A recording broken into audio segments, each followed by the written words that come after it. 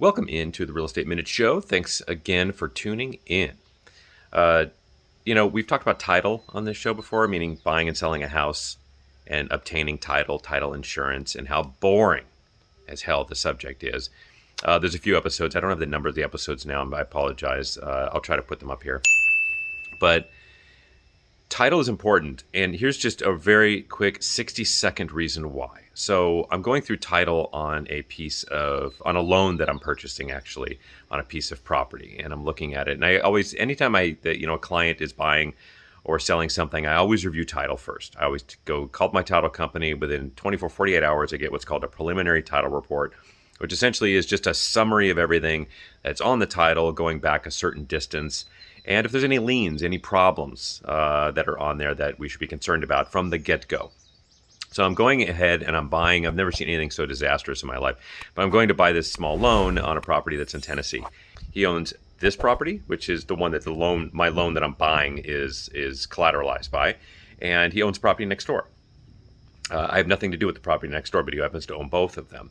So I go ahead and run title, and I find out that the seller of this loan, the person who actually did the loan that I'm buying, actually put a loan on the other property by accident, didn't put a loan on this property, and nobody would have seen it except for two small number changes in the legal description.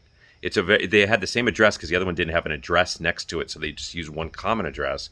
And this would have been a monstrous problem. So I'm not a lawyer in Tennessee, I'm a lawyer in California, so I had to have Tennessee counsel figure it out and fix it, and it got fixed. But if I would have just bought that loan, and if somebody would have just bought that property, for instance, but in this particular case, I would have bought that loan, and I didn't run title, and I didn't investigate this and really pay attention. And if you don't want to do it yourself, have an attorney do it, because that's what they do.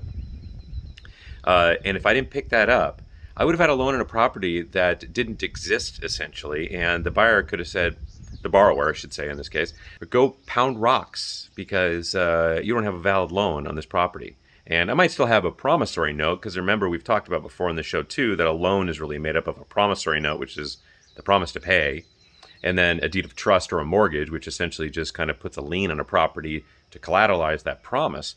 I still would have probably claim on that note, but now I got to sue the guy. He can file bankruptcy and it's over.